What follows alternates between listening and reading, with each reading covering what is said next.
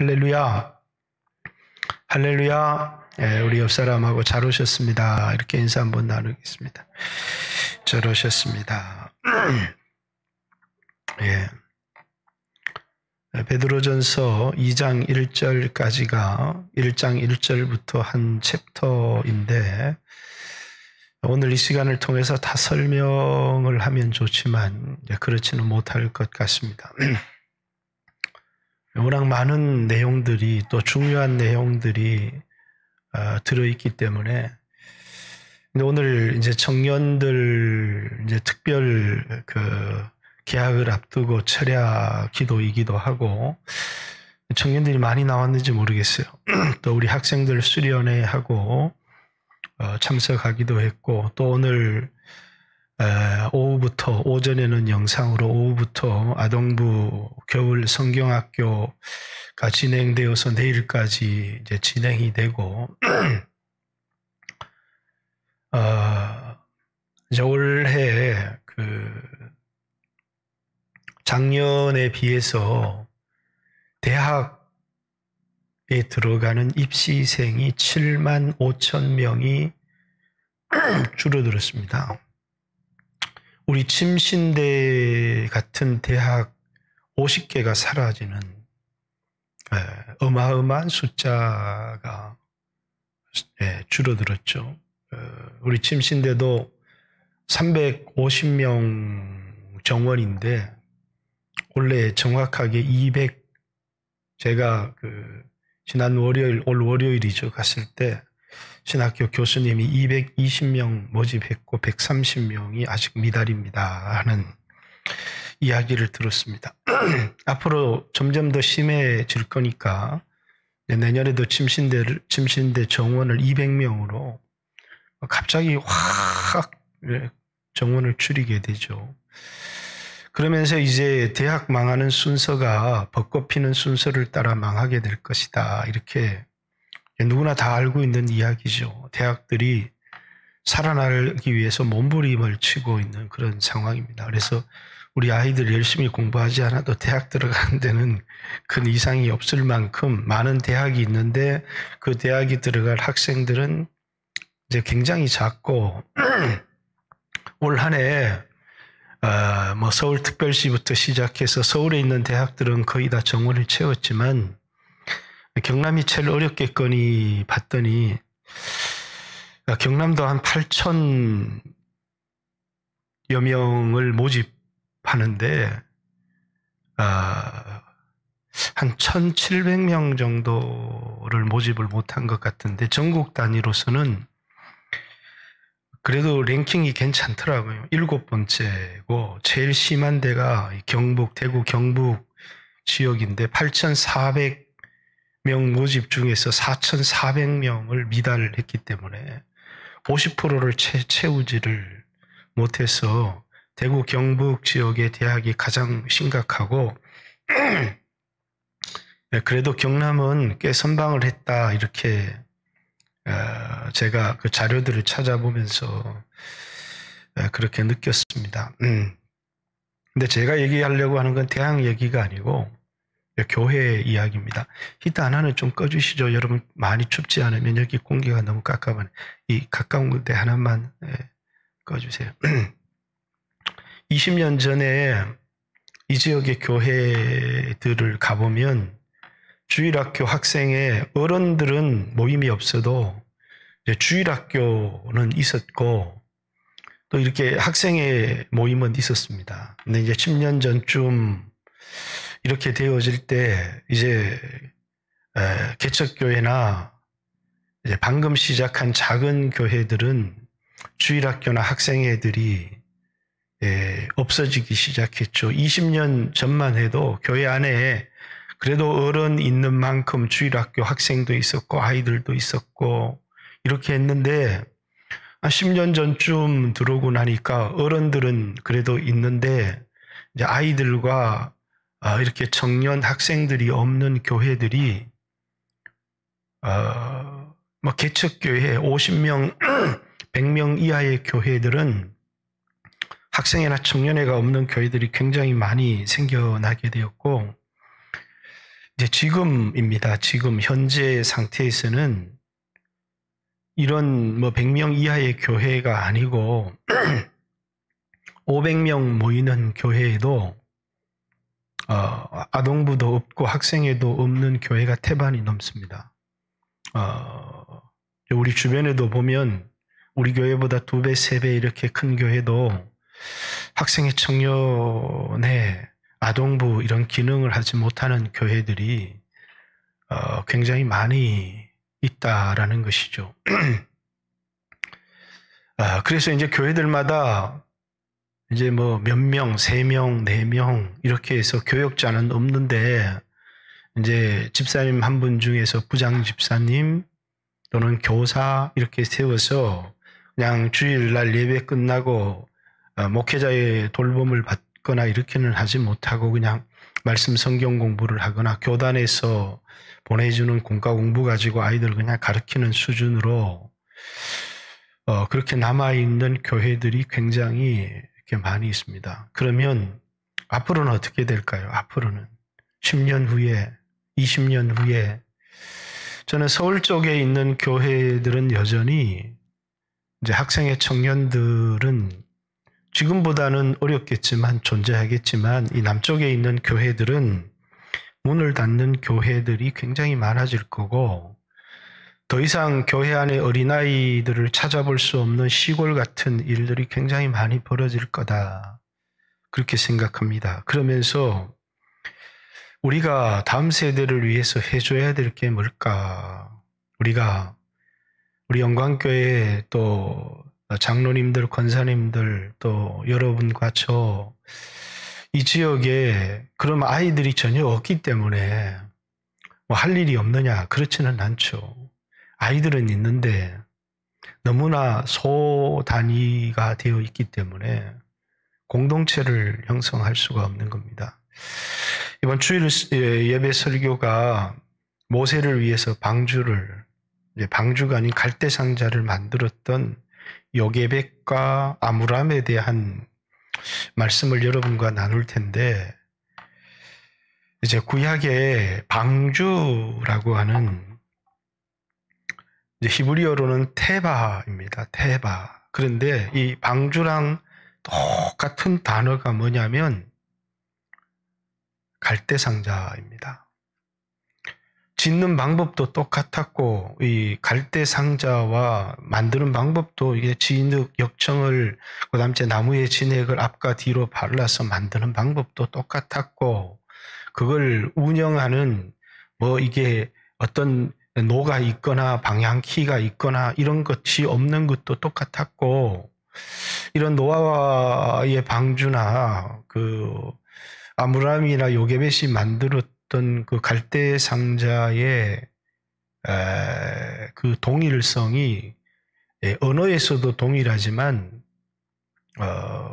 이게 너무 흡사한 게 많죠. 그런데 이제 이 구약의 방주, 노아의 방주나 요게벳이 만들었던 갈대 상자를 이제 똑같은 테바라는 단어를 쓴 게 또 하나가 있어요. 여기 언약궤 또 똑같은 테바입니다. 네모난 상자를 의미했던 단어인 것 같아요. 그래서 테바라는 말은 이렇게 언약궤를 지칭하는 언약궤를 말할 때도 테바 이렇게 말했고 갈대 상자를 말할 때도 테바 이렇게 말했고 노아의 방주를 말할 때도 테바 이렇게 말했는데 이게 이제 신약에 의미하는 것은 물론 언어가 바뀌어서 다른 언어로 바뀌었지만 이제 방주가 의미하는 것, 갈대 상자가 의미하는 게 뭐냐면 신약의 교회라는 겁니다. 그래서 이제 신약 교회와 방주 또 신약 교회와 갈대 상자에 얼마나 유사한가 하면 하나님이 친히 계획하고 하나님이 친히 완성하셨다. 죄악을 막고 심판을 면하게 하는 피난처였다. 구원과 영혼의 온전함을 보존하는 생명의 모선이었다. 하나님이 주인이시자 운행한 것이었다. 뿐만 아니라 하나님의 은혜로 살아가는 자들의 거룩한 모임이었다. 또 하나님 나라를 향하는 창이 위로 열려 있었다. 이런 한 6가지 정도의 공통점들이 있습니다. 그러니까 신약의 교회는 구약의 방주와 같고 이제 갈대 상자와 같은데 다음 세대를 위해서 모세의 어머니가 자식을 위해서 갈대 상자를 만들어서 죽을 자식을 끝까지 부모가 책임을 져야지 더 이상 숨길 수 없음을 알고 갈대 상자를 만들어서 그 속에 모세를 넣고 하나님 앞에 기도하는 마음으로 물에 띄워 보내면서 포기하고 돌아서는 게 아니라 그것이 어떻게 되나 자기가 해야 될 것을 다 하고 그리고 하나님이 은혜를 주시기를 바라고 그것을 애굽의 강물에 띄우는데 그리고 이제 모세의 누나가 어떻게 되나 해서 그것을 보았더니 바로의 공주가 목욕을 하러 나왔다가 그 상자를 발견하니까 아이가 그 상자의 문을 열 때 우니까 긍휼히 여기는 마음. 그 아이가 우는 것을 불쌍히 여기는 모성을 자극해서 그 아이를 데려다가 자신의 양자로 삼고 키우는 이야기가 이렇게 나와 있습니다. 우리 교회가 무너져가는 다음 세대, 교회들마다 무너져가는 청년 공동체, 학생 공동체, 또 이제 아동부 공동체가 무너져가는 이 공동체, 세상의 제약으로부터 우리 아이들을 보호할 수 있는 이 공동체, 또 하나님의 심판으로부터 긍휼과 은혜를 얻게 하는 그런 공동체, 세상적인 방식으로 살아가지 않고 말씀으로 살아가는 하나님의 은혜로운 모임을 교회가 다음 세대를 위하여 지어 주어야 될 가장 중요한 방주이고 부모가 자식을 위해서 만들어 주어야 될 갈대 상자다. 개인적으로 그렇게 생각합니다. 저는 내 힘으로 할 수 있는 일들도 아니지만 하나님이 이제 은혜를 주시면 우리 교회가 다음 세대들을 세상의 제약으로부터 지키는 방주가 되었으면 좋겠고 하나님의 심판으로부터 막아주는 그런 방주가 되었으면 좋겠고 하나님의 은혜의 상자가 되어지고 도구가 되어지는 은혜 받은 사람들의 모임인 그런 모임을 다음 세대를 위하여 지어질 수 있는 그런 교회가 되었으면 좋겠다라는 생각을 해봅니다. 그래서 그런 마음으로 오늘 제가 이 말씀을 이렇게 대하고 그렇다고 해서 그런 시각으로 이 말씀을 보았다는 것은 아닙니다. 오늘 말씀 다시 한번 그리스도인들이 어떤 사람인가 우리 2장 9절부터 왜냐하면 1장부터 자세히 설명하면 내용이 워낙 많기 때문에 자 우리가 어떤 사람인가 9절 너희는 택하신 족속이요 왕같은 제사장들이요 거룩한 나라요 그의 소유된 백성이니 너희는 택하신 족속 왕같은 제사장 거룩한 나라 그의 소유된 백성 이렇게 얘기를 했는데 세 개는 어디서 익숙하게 보았어요.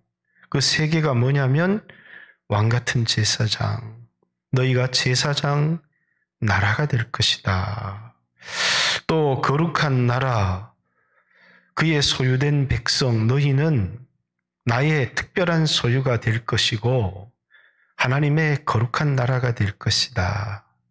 출애굽기 19장 5절 6절에 나와 있는 하나님이 모세와 언약을 세우면서 나와 있었던 말씀이죠. 근데 이제 거기에 기록되지 않는 것이 택하신 족속이라는 말입니다. 그리스도인은 어떤 사람이냐면 하나님으로부터 선택을 받은 사람입니다. 이 교리에 관해서 하나님의 선택의 교리에 관해서 젊은이들이 거부감을 가진 사람들이 있을 수 있지만, 그러나 성경은 일관되게 얘기하고 있습니다. 교회론을 얘기할 때 에베소서 1장부터 교회가 뭐냐? 성부의 선택, 성자의 구속, 성령의 인치심을 받은 사람들의 모임이 교회다. 라고, 뭐라고요? 성부의 선택, 성자의 구속, 성령의 인치심을 받은 사람들이 교회다라는 거예요. 그 사람들이 하늘의 신령한 복을 받은 사람인데, 성부 하나님의 선택하심을 받고 성자 예수님의 구속을 받고 성령의 인치심을 받은 사람들이다. 그런데 여기 베드로전서 1장에도 똑같이 이 편지를 받는 사람들에 대한 이야기를 이제 5지역입니까? 예수 그리스도의 사도 베드로는 본도, 갈라디아, 갑바도기아, 아시아, 이제 비두니아, 소아시아에 있었던 7지역입니다. 흩어진 나그네에게 편지를 하는데, 곧 하나님 아버지의 미리 아심, 또 미리 정하심까지 얘기는 하지 않지만 미리 아시고 미리 정하셨다는 거죠. 우리가 태어나기 전에, 언제, 창세 전에 예지 예정입니다. 그 다음 제 성령의 거룩하게 하심으로 순종함과, 이제 성령께서 그를 감동해서 스스로 하나님을 믿을 수 있었던 것이 아니고 성령의 감동하심으로 순종함에 이르렀다는, 그래서 성령으로 말미암아 예수 그리스도를 영접하게 되어진 사람들, 고린도전서 12장 3절에 성령으로 아니하고는 예수를 주라고 고백할 수 없다라고 한 것처럼 성령으로 예수님이 누구신지를 알았고 예수님을 영접한 사람, 그리고 예수 그리스도의 핏부림을 얻기 위하여 택함을 받은 자들, 예수 그리스도의 핏부림의 혜택을 받고 우리가 이 세상에 태어나기도 전부터 성부 하나님의 예정 예지로 선택된 사람이었고, 그리고 성령이 오셔서 성령의 감동을 통하여 예수를 믿게 된 사람들, 이렇게 표현을 했는데, 정확한 얘기로는 성부의 선택과 성자의 구속과 이 성령의 인치심을 받은 사람들에게 편지한다, 이렇게 이야기를 하죠. 이게 교회입니다. 교회는 성부의 선택을 받은 사람들, 또 성자의 구속을 받은 사람들, 성령의 인치심을 받은 사람들이 교회인데, 이 사람들을 한마디로, 이 사람들을 뭐라고요? 택함을 받은 족속이다, 이렇게 얘기합니다.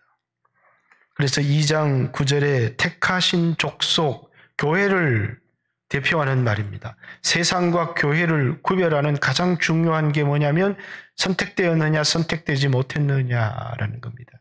그러면 그들이 어떤 사람이냐라고 얘기를 하느냐면 왕같은 제사장, 그들의 신분을 의미하는 거예요. 내가 지금 이걸 다 설명을 하면 오늘 이것도 설명을 다 못해요. 그들의 신분을 지칭하는 말이고, 거룩한 나라요, 그의 소속, 그들이 이 세상에 소속된 사람들이 아니라 어둠의 나라에서 빛의 나라로, 그리고 썩어지고 부패한 나라에서 거룩하고 썩지 아니할 나라로 소속이 바뀌어진 그들의 신분, 그들의 소속, 그리고 그의 소유된 백성, 소유, 하나님이 핏값 주고 산, 그들이 이 세상에서 재산을 얼마 가졌든지 학문적 실력이 얼마가 되든지 간에 그들의 가치는 세상 사람들이 가지고 있는 능력의 가치가 아니고 예수님이 핏값 주고 산 사람들, 어떤 그들이 얼마나 존귀하고 가치 있는 자들인 것을 뜻하는, 우리를 한마디로 얘기하면 선택받은 사람들이다, 우리는. 그런데 우리의 신분이 뭐냐? 왕같은 제사장이다. 우리 이 세상에 소속된 사람이 아니라 거룩한 나라에 소속된, 이 세속의 나라에 속한 사람들이 아니라 비록 땅에 발을 딛고 살아가지만 거룩한 나라의 빛의 나라에 소속된 사람들이다.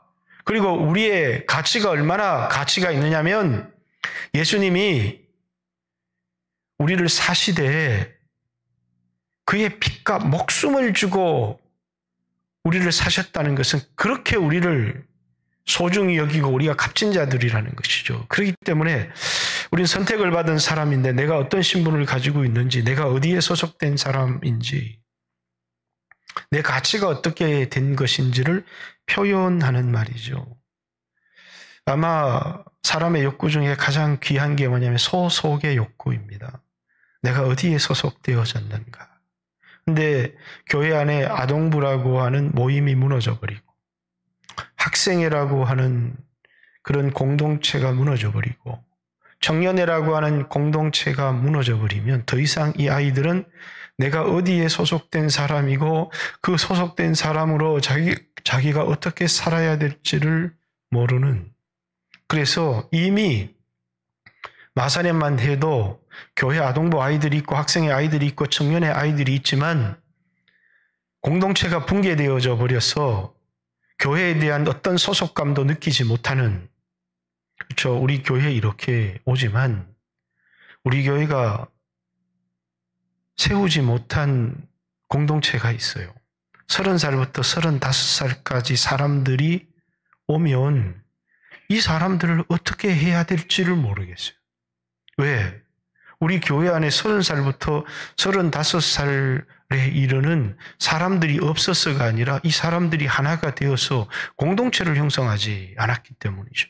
교회라고 하는 큰 공동체 속에는 들어와 있지만 이 사람들이 우리 교회에 온다고 할 때 우리 교회 와도 당신 또래 없습니다. 아니, 우리 교회 와도 당신이 소속될 모임이 없습니다. 우리 교회 와도 소용이 없습니다. 왜? 우리 교회는 30살부터 35살까지 사람 다른 교인들의 교인이 와도 그 사람이 소속되어서 함께 교제를 나누고 함께 사명을 감당해 나갈 공동체가 우리 교회 가운데는 붕괴된 거죠. 이게 또 이제 우리가 세워져야 될 중요한 모임이기는 하지만, 그럼 이 공동체가 없다는 것은 주일 32살 된 33살 된 청년들이 와가지고 우리 교회 와가지고 나 어디도 소속되지 않는 사람인 것처럼, 그러면 교회에 뿌리를 내리기가 대단히 힘들어지고 어려워진다는 것이죠. 그렇기 때문에 공동체라고 하는 건 소속이에요. 소속. 한마디로 내가 방주에 들어가 있는 사람, 갈대 상자 안이 굉장히 위험한 것 같지만 방주에 키도 없고 그 방주 안에는 젖는 노도 없지만 이 방주가 너무너무 안전한 것은 하나님께서 그 방주의 선장이 되시기 때문이고 그 안에 있는 사람들을 하나님이 은혜로 보존하시기 때문에, 그래서 여기 이제 앞에 너희라고 하는 이 사람들이 어떤 사람이냐면 예수 그리스도의 아버지, 그리고 예수 그리스도를 죽은 자 가운데 살리신 그 하나님께로 말미암아 우리에게 썩지 않고 쎄하지 아니하는 기업을 주시는데 우리로 하여금 썩을 소망이 아니라 산 소망이 있게 하셨다. 그분이 우리를 어떻게 하시느냐 하면 우리를 이 시험 가운데서 보존해 주시는 분이라고. 우리 1장에 한번 조금만 읽어볼까요? 3절, 우리 주 예수 그리스도의 아버지 하나님을 찬송한다. 예수 그리스도의 아버지예요.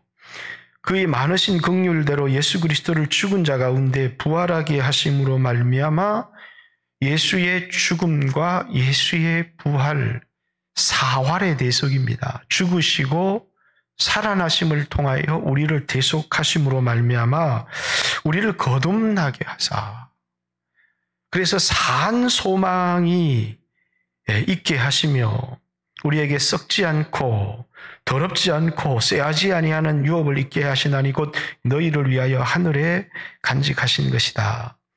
너희는 이 말세에 나타나기로 예비하신 구원을 얻기 위해서 믿음으로 말미암아 하나님의 능력으로 보호를 받고 있다. 굉장히 그들에게 풍랑이 많이 찾아왔고 고난이 많이 찾아왔지만 이 공동체, 교회라고 하는 이 공동체 속에 방주 안에 갈대상자 안에 있는 사람들은 죽을 것 같고 이 갈대상자가 전혀 안전하지 않아요. 모세의 어머니의 손을 통해서 갈대 나일 강물에 떠내려 흘러갈 때 그 갈대상자의 주인이 되시는 분, 그래서 너무너무 불안할 것 같지만 실상은 하나님의 능력으로 보호를 받고 있다는 거예요. 이게 갈대상자고 이게 교회고 이게 방주고 이것이 성도들의 모임이죠. 이게 무너지면, 가정이 무너지듯이 교회가 무너지면 더 이상 교회라고 하는 것은, 갈대상자라고 하는 것은, 방주라고 하는 것은 도구이지만 하나님이 은혜를 공급하는 통로가 되는 도구가 되기 때문에 너무나 귀하다라고 하는 것입니다. 그러면서 제가 지금 이게 설명을 하려니까 시간이 너무 많이 갈 것 같아요. 2장으로. 지금 설명을 하면 제가 오늘 얘기를 하고 싶어 하는 주제만을 얘기를 하겠습니다. 2장 1절 그러므로 우리가 어떤 사람인지를 얘기를 했잖아요. 지금까지 택하신 족속, 그리고 우리는 왕 같은 제사장, 우리의 신분, 그의 나라의 백성, 우리의 소속, 우리는 어디에 분명히 소속이 되어져 있어야 된다는 거예요. 그것도 특별히 방주 안에, 교회 안에, 갈대상자 속에 있을 때 거기 은혜가 있는 것이죠. 그리고 그의 소유된 백성, 그분이 어떤 대가를 지불하고 우리를 사셨는지, 얼마나 존귀한 자들인지. 근데 2장 1절에 그러므로 모든 악독, 모든 기만, 이제 빠져 있지만 모든 외식, 모든 시기, 모든 비방하는 말을 버리고 갓난아기들 같이 순전하고 신령한 젖을 사모하라. 이는 그로 말미암아 내가 구원에 이르도록 자라게 하려 함이라. 여러분, 설교에 웃기는 내용을 듣는 것도 재미있지만 설교의 내용을 잘 이해하는 것도 중요합니다. 그러므로 라고 할 때는 이 말을 할 때 앞에 어떤 의미가 있는 거죠. 너희가 거듭났다면 너희는 모든 시기, 모든 비방, 모든 악동하는 말을 버리고, 그리고 갓난아기처럼 신령한 젖, 거듭났다면 이 땅의 육체를 위한 젖이 아니라 순전하고 신령한 젖을 사모하고 살아라. 특별히 주님이 인자하시다는 것을 맛보았으면 더욱 그리하라. 이렇게 얘기를 하는데 그 앞에 있는 1장 마지막 9절, 그러므로를 이해하기 위해서 1장 마지막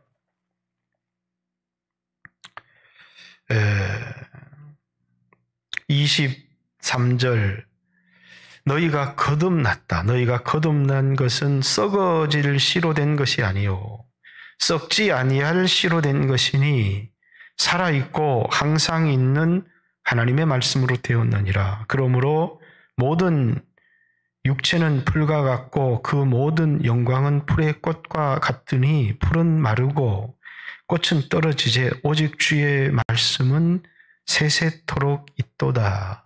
자, 여기 우리가 거듭났는데 두 종류가 있어요. 우리가 썩어질 씨가 아닌 썩지 아니할 씨. 썩어질 씨라는 것은 육신의 양식, 없어질 것. 한때 그 학문 중에 어떤 게 있었느냐 하면, 지금도 이제 유전자 이런 공학을 통해서 개발하지만 우수한 품종들만 골라서 교배를 시키는, 이제 크고 우량한 소를 만들기 위해서 병들고 이런 것보다는 우수한 그런 소들만을 골라서 교배를 시켜서 우수한 품종을 전수하는 이런 학문, 이게 우리 나치즘, 독일의 히틀러 역시도 이 학문에 빠졌던 사람이죠. 왜 그 히브리인들을 그렇게 박해하고 죽었는지 여러 가지 설이 있지만 어쨌든 간에 그 게르만족의 우수성을 나타내려고 하는 그런 사람이었습니다. 이제 그러자면 이런 사람들은 이제 법을 이렇게 만들죠. 어떤 법을 만드느냐? 키 170 이하의 남자, 165cm 이하의 여자는 결혼하지 말 것. 결혼금지법 같은 걸 만들어서 누구만 아이를 만들어내야 돼요? 이제 키가 한 1m 75 이상 되고 여자도 65 이상 되고 몸에 어떤 병도 없는 그런 사람들만 결혼을 해서 아이를 낳게 되고 하면 이 세상에 우수한 품종들만 남는다는 거죠. 그런데 보세요. 아무리 우수한 품종이라고 할지라도 변하지 않는 두 가지 진리가 있어요. 하나는 죽는다는 것과 하나는 썩는다는 거예요.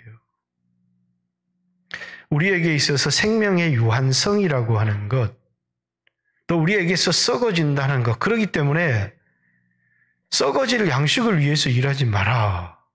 이렇게 요한복음 6장 27절에도 얘기를 했고, 또 예수님께서도 다 이 세상에 있는 것들은 다 썩어질 거라는 거예요. 너희 그 보물을 썩어질 이 땅에 쌓아두지 말고 하늘에 쌓아두라. 이 땅에 쌓아둔 재물은 다 좀이 먹고 동록이 그것을 갉아먹었어.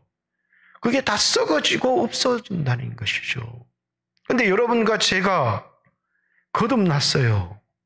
뭘로 거듭났느냐 하면 썩어질 씨로 거듭난 게 아니라 썩지 아니할 씨, 살아있고 영원히 있는 하나님의 말씀으로 거듭났다. 이제 뒤에 여기에서는 그 말씀을 순전하고 신령한 젖, 우리가 사모하고 우리가 사랑해야 될 것들은 뭐냐면 이 땅에 있는 것들이 아니고 우리는 이제 어떤 사람이냐라고 얘기를 하느냐면 세상적인 사람들은 다 육체를 소중히 여기고 육체 양식을 위하여 살아가지만 너희들은 거듭난 사람이라는 겁니다. 어떻게 거듭났느냐? 썩어질 씨로 거듭난 것이 아니라 썩지 아니할 하나님의 말씀으로 거듭난 사람이기 때문에 이제 더 이상 나를 육신적인 사람으로 생각하지 말고 영적인 사람이기 때문에 더 이상 육신을 위한 삶, 우리 안에 육체의 정욕을 위한 삶을 표현한 게 모든 시기, 질투, 비방, 악독하는 말 이런 거예요. 이제는 영적인 삶을 살으라는 거죠. 그러기 위해서 신령한 저절, 우리는 세상의 떡으로 살아가는, 그걸 얻기 위해 시기하고 질투하고 경쟁하고 싸우는 그런 사람들이 아니고, 왜 이런 말을 하겠어요? 좀 흩어진 사람들이 그런 삶들을 살고 있는 겁니다. 너희가 누구인지를 왜 망각하느냐? 너희는 소망이 없는 사람들이 아니라 예수 그리스도의 아버지께서 예수 그리스도의 죽음과 부활, 사활의 대속을 통하여 너희로 산 소망이 있게 하시고 썩지 아니하고 쇠하지 아니할 기업을 하늘에 너희를 위하여 준비되었고 너희가 이 땅에 살아가지만 믿음으로 말미암아 하나님의 능력으로 보호받고 있는 너희가 아니냐 이렇게 이야기를 하는 겁니다. 그리고 우리가 이렇게 거듭난 것은 썩어질 씨로 거듭난 것이 아니라 썩지 아니할 씨로 거듭났다. 이러면서 썩을 것과 썩지 아니할 것을 뭐라고요? 이 세상의 영광이 그 뒤에 말씀에 정확하게 인용하기를 모든 육체는 풀 같고 이거 썩을 거예요. 모든 영광은 풀의 꽃 같으니 풀의 꽃도 썩어요. 풀은 마르고 꽃은 떨어진다. 이 말은 풀의 예를 듣지만 우리 인간의 예를 들면 우리는 죽고 썩는다. 그 말이에요. 우리는 생명이 유한한 존재고 우리는 썩어질 수밖에 없는 존재다. 오직 주의 말씀은 세세토록 있도다. 주님의 말씀으로 거듭난 사람은 영원하다. 주님의 말씀만이 영원하다. 그렇기 때문에 더 이상 풀, 우리 육체를 위한 양식, 풀의 꽃, 이 세상의 영광을 위하여 살지 말고 하나님의 말씀, 그 말씀으로 살아가라는 그 말을 그러므로 모든 시기, 비방, 악독 하는 이런 말들을 버리고 신령한 젖을 사모해라. 이제 교회가 해야 될 일이죠. 그런데 어떤 신령한 젖이냐면 순전하고 이렇게 젖은 젖인데 물을 타지 않은 젖입니다. 오늘날 교회의 가장 큰 위기가 뭐냐면 말씀은 말씀인데 세상 사상이 섞인 순전하지 못한 말씀. 왜? 포스트 모더니즘이라고 하는 그런 사상이 세상의 철학이 그 철학으로 그만 말씀을 해석을 하다 보니까 그 말씀을 먹으면 사람들이 영적이 되어지고 하나님을 가까이 하고 그런 것이 아니라 교회를 비판하고 사람들과 싸우고 이게 왜 그러냐면 그들이 먹은 젖이 하나도 신령한 젖이 아니기 때문이죠. 순전하지 못하다는 거예요. 그래서 바울이 고린도전서 4장에 자기가 전하는 말씀은 순전한 포도주, 그 당시에는 포도주에다가 물을 타서 팔았거든요. 이 젖에다가 물을 타서 파는 겁니다. 그러니까 너희는 신령한 젖, 하나님 말씀을 얘기하는데 하나님 말씀을 전적으로 받아들이되 어떤 세상의 다른 사상이나 시각으로 받아들이는 것이 아니라 하나님 말씀만을 우리의 유일한 양식으로 삼고 살아라. 3절 너희가 주의 인자하심을 맛보았으면 인자하심 이게 이제 인자가 중요한 게 아니라 원어에는 주님이 인자하시다는 것을 맛보았으면 목사님 그 차이를 잘 모르겠는데요. 우리에게 중요한 건 인자가 중요한 게 아니라 인자하신 주님이 중요하다는 거예요. 인자를 경험하는 게 아니라 인자하신 주님을 너희가 경험했으면 하나님은 어떤 분이라고요? 인자하신 분이에요. 우리가 인자하다 그러니까 자상하다 이런 의미지만 그 의미가 아니고 인자라는 것은 우리를 향한 무조건적 사랑. 내가 죄인이에요. 여러분 교회 안에 제일 무서운 사람이 구원을 얻는데 교회를 세우는데 자기를 자랑하는 사람이에요. 내가 그래도 이래서 하나님 앞에 복을 받았다. 그거 굉장히 무서운 거예요. 영적인 교만이거든요. 주님이 인자하신 분이에요. 그것은 우리를 향한 주님의 사랑이 끝이 없다는 거예요. 우리를 향한 주님의 사랑이 조건이 없다는 거예요. 사람들은 신앙생활을 하면서 내가 천국 갈 수 있나? 내가 구원을 받았나? 이걸 의심할 때마다 자꾸 뭘 생각하느냐 하면 자기 행위를 생각해요. 자기 행위를 바라보면서 이렇게 얘기를 하는 거예요. 난 믿음이 하나도 없어. 난 주님 앞에 설 자신이 없어. 주님 앞에 설 자신, 믿음의 근거를 자꾸 자신의 행위, 그렇죠. 자신의 행위도 그가 변화되었으면 중요한 기준이 될 수 있겠지만 우리가 믿고 있는 건 내 행위가 아니에요. 주님의 인자하심이에요. 내가 구원을 얻은 것은 내가 무엇을 해서 구원을 얻은 것이 아니잖아요. 그런데 우리에게 무엇을 하라는 거예요. 여기서 버리고 이러잖아요. 무엇은 버리고라는 얘기를 씻어버리라는 것인지 벗어버리라는 것인지. 그래서 우리 집에 가면 우리 집사람이 손을 씻으라. 그래서 저는 집에 손을 씻으러 가면 승현이는 화장실에 가서 비누로 씻어요. 성질이 급해서 기다리지를 못해요. 그래가지고 식탁에 가가지고 퐁퐁으로 이렇게 씻습니다. 우리는 손이 깨끗해지려면 맹물에 씻어서는 안 되고 예수의 피로 씻어야 예수의 피만이 우리를 정결케 하는 것이죠. 그러나 우리가 예수의 피를 의지해야 되는 것은 당연한 겁니다. 아무것도 안 해도 구원을 얻는다는 것이 아니라 우리는 씻음을 받았어요. 그런데 뭐로? 예수 그리스도의 피뿌림을 통해서 씻음을 받았다면 성령님에 의해서 우리가 거룩하게 되어졌고 하나님이 우리를 의롭다고 이렇게 선언해 주신다는 거예요. 우리는 그걸 의지하는 것이지 내 행위를 의지하는 것이 아니에요. 주님의 인자라고 하는 것이 그거예요. 끝없는 주님의 사랑.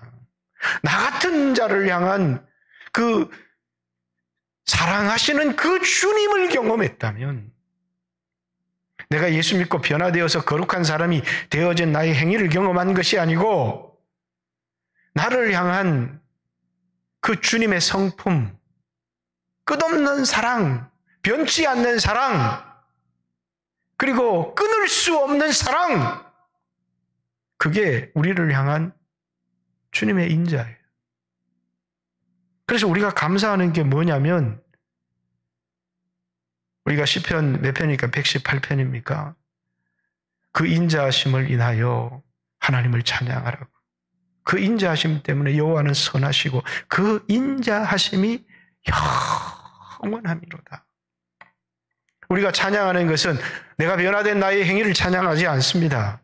나를 향한 아버지의 선택을, 나 같은 자를 선택해 주신, 이런 나를 사랑해 주신 예수 그리스도의 그 피뿌림, 이런 나에게 하나님의 사랑을 깨닫게 하신 성령의 인치심, 그것 때문에 오늘 내가 구원을 받은 것이죠. 그렇기 때문에 이렇게 인자하신 주님을 맛보았으면 더욱 그리하라, 이렇게 얘기를 합니다. 자, 조금만 더 하겠습니다. 예. 사람에게는 버림받았으나 하나님께는 택함을 입은 보배로운 산돌이신 예수께 나아가. 여기 이제 여러 가지 명령어가 있지만 제가 신령한 젖을 사모하라, 또 신령한 집으로 지어져라, 세 번째 신령한 제사를 드리는 거룩한 제사장이 되라, 이런 얘기를 이 베드로가 하고 있는데, 자, 예수님을 산돌 이렇게 얘기합니다. 옛날 성전은 죽은 돌로 지어졌는데, 그래서 눈에 보이는 건물은 죽은 돌이에요.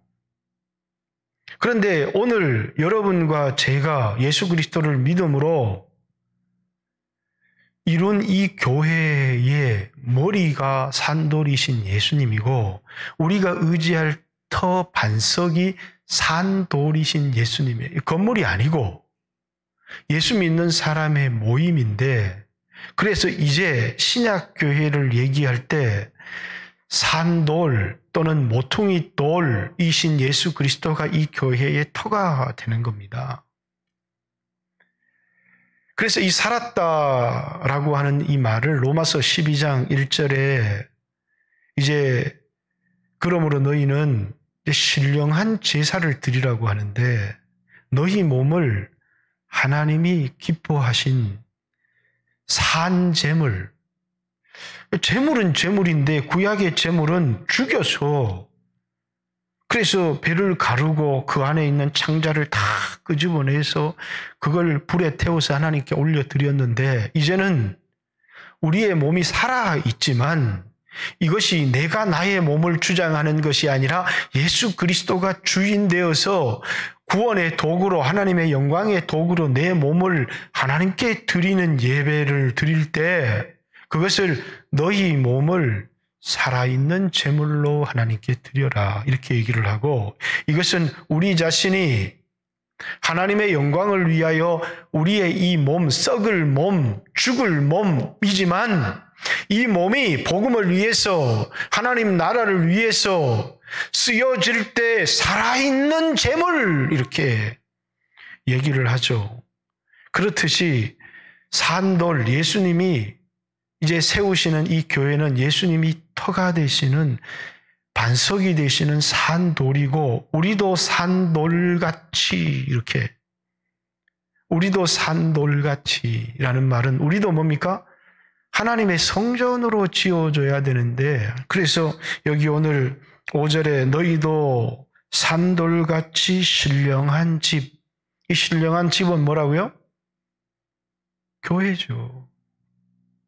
건물 예배당이 아닌, 예루살렘에 있는 성전이 아닌 교회라고 하는 이 공동체에는, 오늘 영광교회 공동체도 있지만 아동부, 학생회, 청년회, 이 공동체에는 산돌이신 예수님이 터가 되어서, 그리고 산돌이 같은 우리들이 하나가 되고 용서함을 통하여서 한 몸을 이루어질 때 그것을 신령한 집, 이렇게 이야기를 하는 겁니다. 그래서 신령한 젖을 먹어라. 너희가 신령한 집으로 지어져야 된다, 이렇게 얘기를 하잖아요. 여러분, 예수님을 돌로 표현한 데는 창세기 28장에 야곱이 루스에서 돌베개하고 잠을 잤습니다. 그리고 그 돌에다가 한 병 있던 기름을 부으면서 이 돌이 성전의 기둥이 될 겁니다. 하나님께서 내게 하신 언약을 지키면.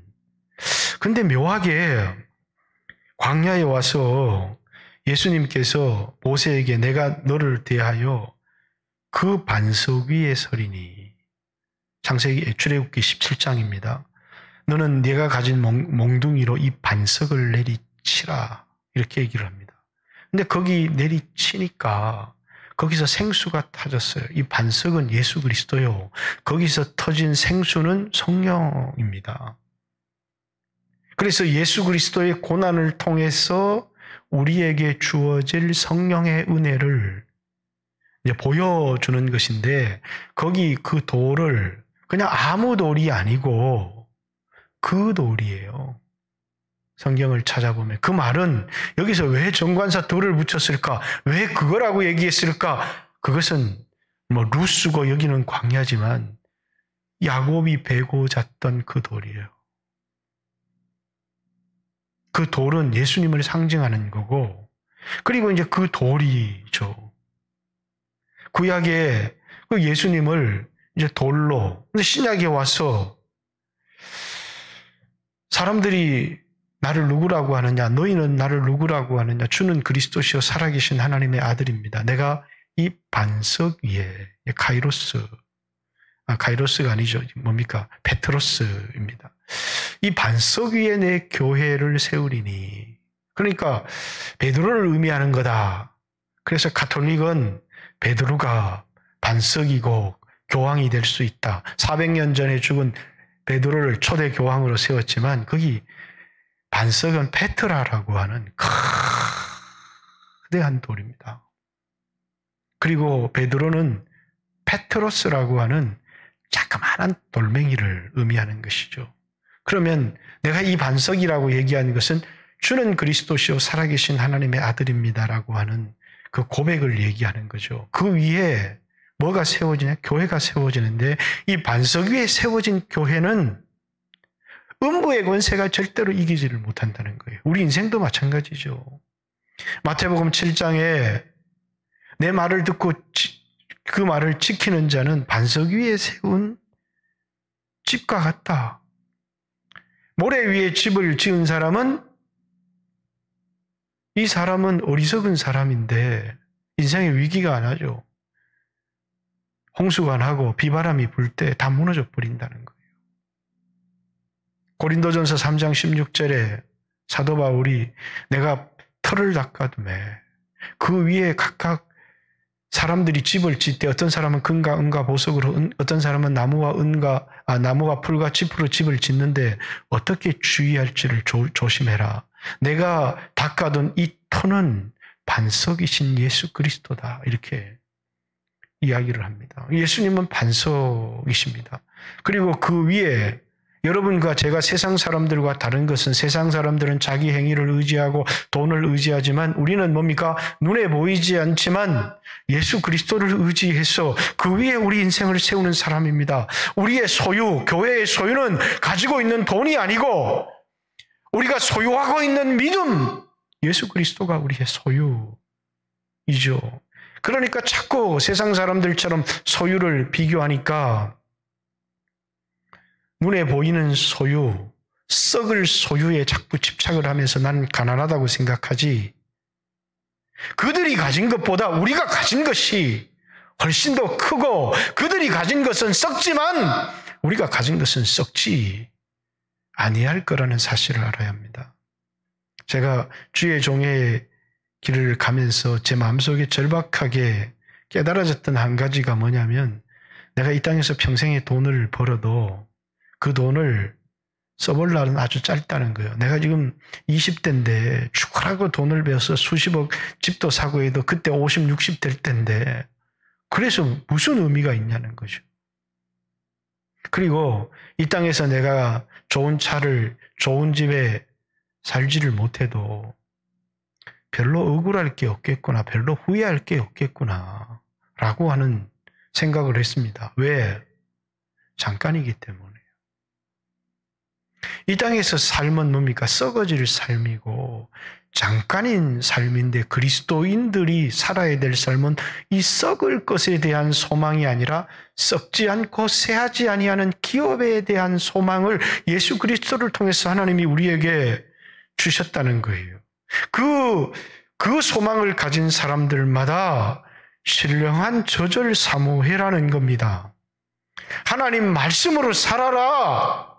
돈에 대한 갈급함 때문에 시기하고 질투하고 이렇게 싸우지 말고, 하나님 말씀으로 살기 위한 갈급한 마음을 가지고 신령한 저절 사모하고, 산돌이신 예수 그리스도의 터 위에 너희도 산돌같이 신령한 집, 교회를 세우라는 것입니다. 또 하나는 28분이네, 28분.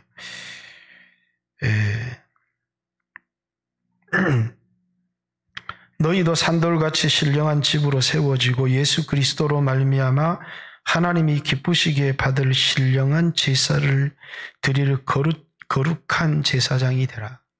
세 가지 명령어가 있죠. 신령한 젖을 사모해라.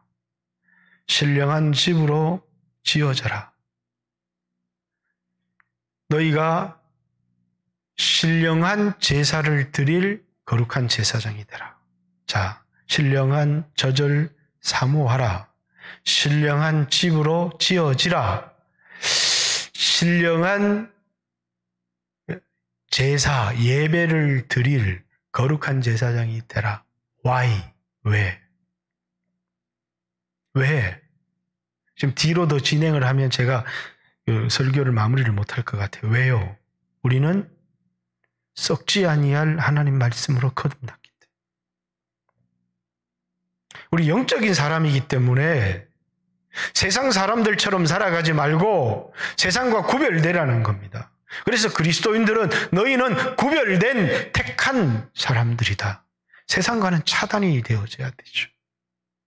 여러분, 우리는 이런 공동체가 있어서 그래도 이 공동체 안에서 세상에 물들어가서 살아가기도 하지만, 교회의 가장 순수성의 특징이 뭐냐면 세상과 구별됨입니다. 그게 교회됨이죠. 메노나이트라고 하는 이 재침례파 사람들입니다. 미국 저 북동부로 가면 메노나이트 공동체들이 굉장히 많아요. 아메리칸 대륙의 북동쪽에 가면. 그 사람들은 승용차 타지 않습니다. 여전히 말과 마차를 타고 다녀요. 아이들을 18세까지 그 공동체에서 자라게 합니다. 함께 생활을 합니다. 근데 이제 18세 성인이 되어지면 너희가 이 공동체에서 계속해서 살래? 아니면 문명이 있는 공동체, 그들은 큰 담을 쳐놓고 세상과 구별된, 저는 이런 구별됨이 옳은가 하지만 그들은 굉장히 거룩함을 유지하고 말씀대로 살아가려고 하고, 그래서 자신들은 이 세속 정부, 미국은 기독교 국가라고 하지만 여전히 세상법이 통하는 나라요. 자기들은 그 공동체 안에서는 세속법보다는 말씀, 교회법을 따르며 살아가는 그런 공동체를 만들어 놓았어요. 그래서 그들은 이 세상에서는 범죄가 아니지만 말씀의 범죄를 지은 사람들이 있으면 그 공동체에서 추방을 합니다. 옛날처럼 돌을 던져 죽이거나 이렇게 할 수는 없지만, 그래서 그들은 교회라고 하는, 그렇죠. 오늘날 교회가 가지고 있는 이 말씀의 법은 사람들을 징계하거나 죽이거나 이렇게 할 수 없습니다. 그러나 교회 공동체 안에 그것은 지적하고 회개하고 돌이키게 하고, 그렇지 않으면 그 사람과의 교제를 단절하고 하는 기능이 교회 가운데 있죠. 왜? 우리는 거룩한 나라이기 때문에 그렇습니다. 만약에 이런 공동체가 희미해지게 되면 교회는 세상과 섞여져 버리고, 그래서 우리는 구별됨이라고 하는 것이 사라져 버립니다. 제가 오늘 이제 설교를 마무리해야 되니까 하고 싶은 중요한 이야기가 뭐냐면, 교회는 세상과 구별되어져야 된다는 거예요. 그리고 우리는 그런 구별된 공동체를 다음 세대에게 반드시 유산으로 물려주어야 된다는 거예요. 우리는 요게벳이 자기의 자식을 위하여 갈대상자를 만들었던 것처럼 우리는 다음 세대를 위한 공동체를 만들어 주어야 된다는 것입니다. 저는 그것이 나의 사명이기도 하고 저는 여러분의 사명이다 이렇게 생각을 합니다. 그래야 우리가 아무리 이제 가정도 중요하죠. 이제 가정도 이제 방주 안에 있었던 노아의 8가정이 세상으로부터 보존을 받고 그 안에 있었던 사람들만 구원을 받고 은혜를 받았던 것처럼 여러분 교회 공동체 안에 있는 사람들에게만 은혜가 있는 겁니다. 이 교회 밖에는 이 교회와 안과 교회 밖의 중요한 구별점은 이 속에는 은혜가 있다는 거예요. 그러니까 여러분이 우리가 세상 사람들과 뭐가 달라? 우린 달라요. 우리는 하나님의 능력으로 보호를 받고요. 때때로 말씀대로 살지 못하면 광야의 길을 걷기도 하지만 이 속에 우리를 향한 하나님의 무조건적 사랑이 존재를 합니다. 그런데 다음 세대에 만약에 교회라고 하는 공동체가 무너졌다. 그럼 우리에게 찾아오는 비극은 말할 수도 없어요. 아동부 아이들이 모여서 말씀을 배우고 그리스도인이라고 하는 공통 분모를 가진 그런 아동부의 공동체, 학생의 청년의 공동체, 이것은 우리가 오늘날 반드시 지켜내야 될, 그래서 세상 사람들과는 전혀 다른 가치관을 가지고 서로 말씀을 나누며 말씀대로 살기를 열망하는 그런 공동체가 우리 교회 안에 세워져야 된다는 것입니다. 자, 지금은 아동부 아이들이 그래도 한 30명, 옛날에 비해서는 줄었죠. 1년에 10명씩 밀어 올려줬어요. 학생의 평균 10명씩 넘게 밀어 올려줬는데 이제 30명이라면 이제 뭡니까? 1년에 5명씩 밀어 올려줘야 되는데 이제 앞으로는 올라오는 사람이 더 적어요. 1년에 우리 교회도 5명, 6명, 7명, 8명 태어나던 아이들이 이제 1년에 평균 1명꼴로 태어나요. 그러면 우리 교회도 일어날, 지금은 그래도 5명씩 청년에 올라가고 아동부에서 이제 학생이 5명 올라가고 이렇게 올라갈 수 있지만 교회 안에 그래도 우리 교회는 그래도 뭐 속된 표현으로 새끼라도 놓는 사람들이 있지만 이제 주변 교회에 가보면 너무 나이가 들어서 생산할 수도 없고 올라오는 사람들이 없어요. 공동체가 무너질 수밖에 없는 거죠. 그리고 이런 교회 현상들은 교회가 너무 많아서 통폐합이라도 이루어지면 그중에 아이들을 위한 공동체가 만들어질 수 있지만 교회의 가장 큰 위기는, 국가의 가장 큰 위기도 그거지만 교회의 가장 큰 위기는 다음 세대의 위기입니다. 뭐 경제적으로 어렵고 돈이 어렵고 그래도 다 살아요. 근데 다음 세대가 없으면 교회는 소망이 없습니다. 그리고 이렇게 낳은 아이들도 10명 중에 1명밖에 교회를 안 다녀요. 학원이다 뭐다. 부모들 자신이 세속적인 가치관에 빠져서 내가 해야 될 사명이 내 아이를 위한 공동체, 갈대상자, 은혜의 도구를 만들어줘야 된다고 하는 그런 생각이 없는 겁니다. 심각한 거예요.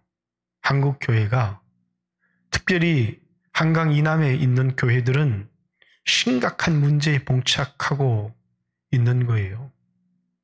이 속에서 우리가 우리 교회의 사명을 감당하며 그래도 흩어진 아이들을 모아서 거룩한 공동체를 만들어주고 그 아이들이 세상과 구별된 삶을 살아갈 수 있도록 말씀을 가르쳐주고 양육하고 그들에게 필요한 것이 이 세상의 높은 자리나 이 세상의 명예나 이 세상의 물질이 아닌 신령한 저지고 그들이 정말 신령한 집, 교회로 세워지고 하나님 앞에 신령한 제사를 드릴 제사장의 삶을 살아갈 수 있도록 하는 것.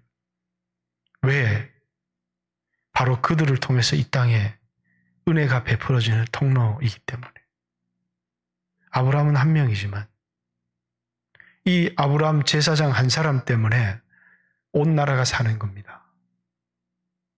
왜? 그들은 하나님의 진노를 막아 쓰는 제사장. 이스라엘 백성들이 막 불평을 하고 원망을 했어. 그래서 막 전염병이 막 이스라엘 백성들 가운데 퍼져갑니다. 누가 그 전염병을 막을 수 있겠어요? 오직 제사장이 아론이 활의 불을 담아서 산자와 죽은 자 사이를 막아 쓰는 겁니다. 거기서 전염병은 그쳐요. 왜 이 땅에 제사장이 필요하냐? 인간의 죄악에 대한 그 진노를 막아설 수 있는 유일한 직분을 가진 사람들이 제사장이에요. 우리는 왕 같은 제사장입니다. 거룩한 나라, 그의 소유된 백성들입니다. 세상 사람들이 볼 때 그들의 눈으로 평가할 때 아무것도 가지지 못한 무능력한 사람들이 처럼 보일지 모르지만 하나님이 볼 때 오직 이 세상에 하나님의 진노를 막아설 수 있는 유일한 제사장들이라는 거예요. 그래서 이 교회는 이 땅의 소망입니다. 아이들이 학원도 좋습니다. 세상의 높은 자리에 올라가는 것도 좋습니다. 그러나 오늘 여러분과 제가 눈 멀어서는 안 됩니다. 세상의 가치관에 눈이 멀어서 요게벳이나 아므람이 자녀를 위해서 만들어줬던 갈대상자를, 내 아이를 위한 갈대상자, 세상에 떠내려 보내면서 내가 이 아이를 지켜줄 수 없지만 하나님의 은혜가 머무른 갈대상자 안에 사랑하는 아이를 넣을 수 있다. 저는 우리 교회에 원래도 은석이가 서울로 가죠. 근데 은석이를 위해서 기도하면서 이거 어떻게 해야 되나. 서울에 가면 내 눈에 보이지를 않아요. 그리고 1년만 지나면 목사님이 이렇게 해라. 지금은 예 목사님 이러지만 속된 말로 목사 그 새끼가 뭔데 나한테 이래라 저래라 그래. 태도가 완전히 달라져요. 그러니까 어떻게 이 아이를 갈대상자에 넣을 수 있을까? 하나님의 은혜가 있는 곳에 넣을 수 있을까? 여러분, 오늘 여러분과 저는 우리의 자녀들을 갈대상자에 담아 하나님께 맡겨야 돼요. 그게 없으면 우리는 무너집니다. 그래서 우리 교회 공동체는 아동부를 위해서 기도하고 학생회를 위하여 기도하고 또 청년들이 이제 고등학교를 졸업해서 캠퍼스로 나가지만 이 아이들이 이 공동체를 세상에 재미있는 데가 얼마나 교회만큼 재미가 없는 데가 없어요. 교회는요. 신령함을 맛본 사람들은 너무너무 좋은 것이에요. 신령함을 맛보지 못한 사람들은 교회는 너무너무 지루한 것이에요. 기도, 맛을 본 사람들은 너무너무 좋은 건데 맛을 보지 못한 사람들은 어떤 어려움이 와도 기도의 자리에 못 나가요. 말씀, 맛을 본 사람들은 포기할 수가 없는 거죠. 그러나 그 맛을 모르는 사람들은 이건 하나의 종이 쪼가리에 불과한 겁니다. 우리 아이들이 이 교회에 그렇게 재밌어 하지 않아요. 인생의 고난을 겪고 어느 날 주님이 찾아오시는데 이 공동체 속에 있는 아이들에게 주님의 인자를 맛보게 하시는데 그러면서 이 아이들이 뭡니까? 복음이 예수 그리스도가 자신의 인생에 가장 소중한 것이 되기 시작합니다. 왜? 영적으로 거듭난 하나님의 백성이 되었기 때문에 더 이상 설교하면 또 시간이 너무 많이 가니까 기도했으면 좋겠습니다. 하나님, 우리 교회 아동부 갈대 상자, 학생의 방주, 청년의 방주들이 견고하게 세워져서 이 공동체 안에서 세상과 구별된 삶을 살아가는, 하나님의 말씀으로 양식 삼고 살아가는, 또 이들이 신령한 집으로 세워지는, 이들이 하나님을 섬기는 신령한 제사를 드리는 참된 제사장이 되어서 바로 이들을 인하여 하나님이 세상을 용서하시고 이들이 이 세상의 축복의 통로가 되어지는, 이 땅의 유일한 소망이 되는 하나님의 거룩한 그릇들이 되게 하여 주셔서 위에서 기도했으면 좋겠습니다. 왜? 우리 거듭난 사람들입니다. 육신적인 삶을 살아가려고 하면 우린 실패합니다. 썩지 아니할 씨로 거듭난 사람인데, 육체는 풀과 같고 육체의 영광은 풀의 꽃과 같지만 풀은 마르고 꽃은 시든다. 우리의 육체는 반드시 죽고 썩게 되어 있지만, 그러나 하나님 말씀은 영원하듯이 거듭난 우리의 영혼은 영원합니다. 하나님이 우리에게 주신 기업 역시도 썩지 않고 쇠하지 아니하는 기업을 주셨다는 사실을 알고 여러분과 제가 영적인 삶을 살아갈 수 있도록 기도하고 다음 세대를 위해서 같이 한번 하나님 앞에 주여 하시고 한 15분 정도 간절하게 하나님 앞에 기도하는 시간을 갖기를 원합니다. 기도드리겠습니다. 주여